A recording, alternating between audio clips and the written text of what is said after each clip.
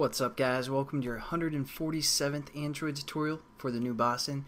What we're going to get into is working with the HTTP client to get some information from the internet and kind of process that information, parse it, and use it to our own benefit. So what we're going to do is we're going to go back to our new Boston project that we've been working in, and we're just going to right click and create a new class. You know, just the standard stuff you guys are experts at right now.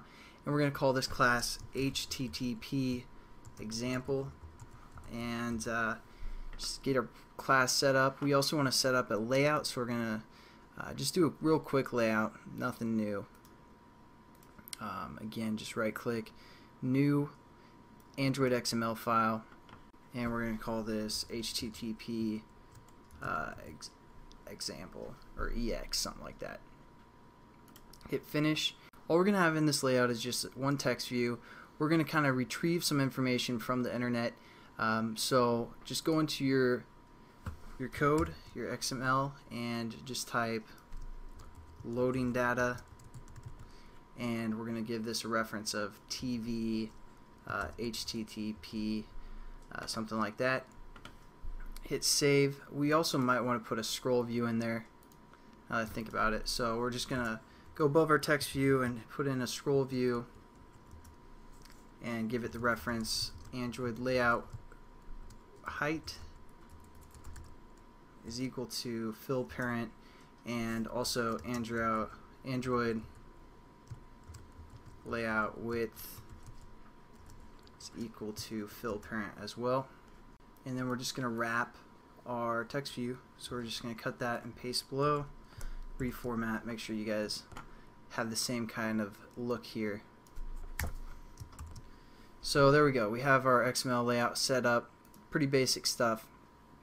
Now what we're going to do for this example is we're just going to have this one, our class HTTP example extender activity, import and set up our onCreate method. Again, the boring setup.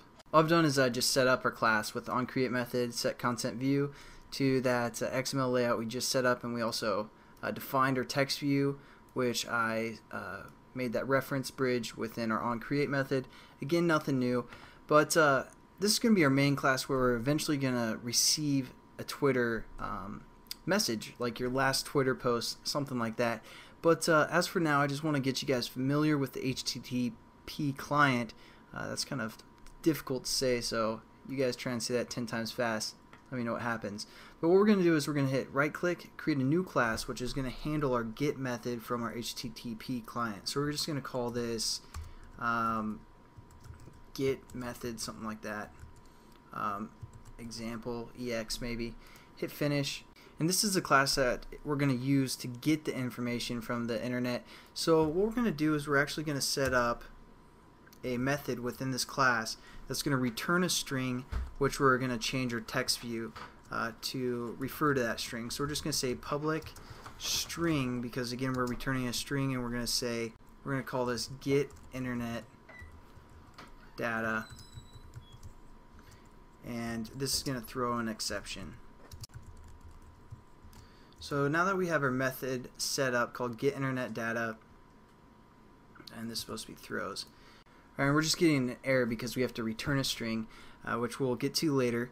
But what we want to do in this class is, or this method is, create a buffered reader, which I'll explain in a second. We're just going to set this equal to be null, and we're going to call that buffer reader in. And we're also going to create a string, and we're going to say this is our data, and we're going to set this equal to null as well. Control Shift O to add our imports, which is our buffered reader. And then what we're going to do is we're going to try to connect to the HTTP client. I always wonder if I'm saying that right or not. So let's set up our HTTP client, and we're going to call this just like client, something like that, pretty standard. We're going to set this equal to the new default HTTP client, just the default HTTP client. And what this is going to allow us to do, and just make sure you spell that right, and what this is going to allow us to do is allow our application to process information that's not built internally. So we can rely more on the website and just get some information from the website and instead of trying to handle all of the data, all the information within our app.